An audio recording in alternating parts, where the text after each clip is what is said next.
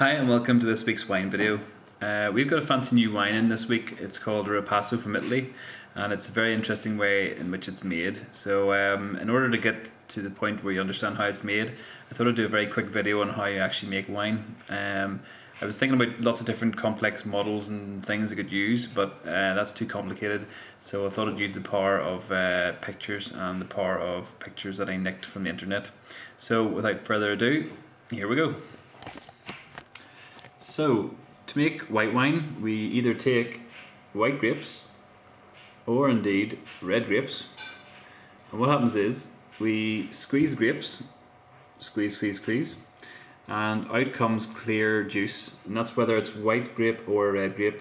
So here's the clear juice. Now, I wanted to get a picture of wine in a beaker, just so that you don't confuse it with the finished product. But whenever I looked up beaker, the only thing I could get was beaker. So bear with me on the glasses.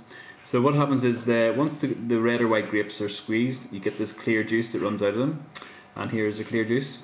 And for white wine, all we do then is we add in yeast to the grape juice, and the yeast basically chomps away, munch at all the natural sugar within the grapes, and turns the natural sugar into alcohol. So hey presto, you've got white wine. So that's white wine, nice and simple. Mr. Beaker again. Now for red wine, you must start this time with red grapes only. So what we do is, again, we squeeze our grapes, squeeze, and again we get clear juice coming out.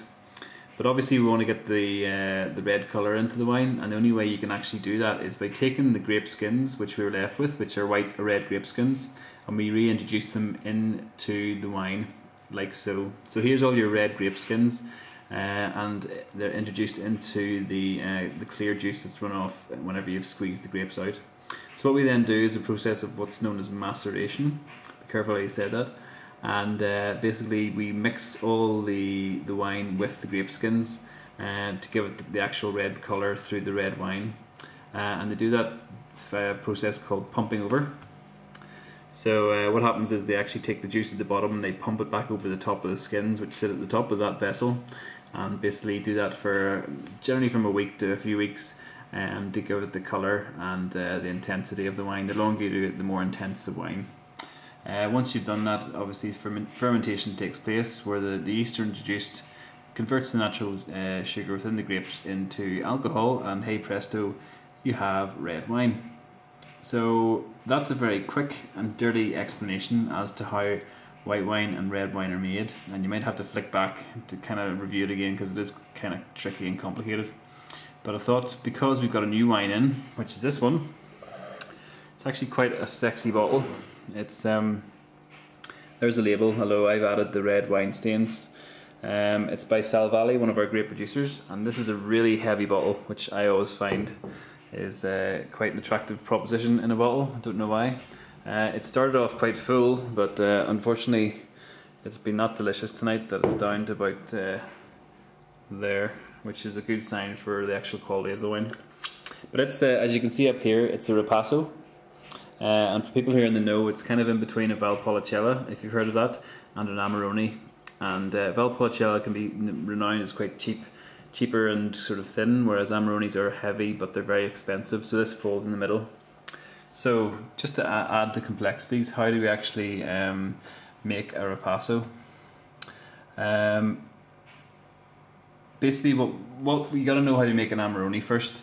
An Amarone, instead of actually getting red grape skins and squeezing them, getting the juice and then reintroducing the skins, we actually dry the red grapes first. So as you can see, this is how Amarone are made. The red grapes are actually put on a sort of drying mat. The moisture comes out of them, so they become very intense. So the juice that you've got in the middle of them is very high in sugar, natural sugar. And once you actually make the red wine from these here, they become very intense in flavour. And hence Amarones are expensive, but they are very rich and very delicious. But unfortunately, like ones in our shop, they tend to be around the €40 level. So what Ripassos wanted to do, and here's our Ripasso again. Ripassos want to actually fall between the middle, so they want to lie between a Valpolicella and a Ripasso and an Amarone. So what they actually do is they use the leftover grape skins, which are from the Amarone, And once they've done their fermentation and the Ripasso's done its fermentation, they take these grapes here and they put them back in for a second fermentation to make the Ripasso wine, and that's how it gets that extra depth without the added cost of the Amarone. So you probably didn't get a hell of a lot of that, but it's getting late in the night and that's the best I can do. So the main thing to know is that the Ripasso's in the shop this weekend. It's free for tasting. It's €17, so it's not the cheapest wine in the shop, but it is, as you can see from the amount I've drunk tonight, really, really delicious and very easy drinking. You can imagine it, if you want a description, it's kind of like the darkest chocolatist dessert with fruit sort of compote and thick ice cream and double cream all mixed together and poured into a wine glass. It's absolutely delicious, and pop in and see for yourself this weekend. And until I see you, all the best and see you soon. Cheers.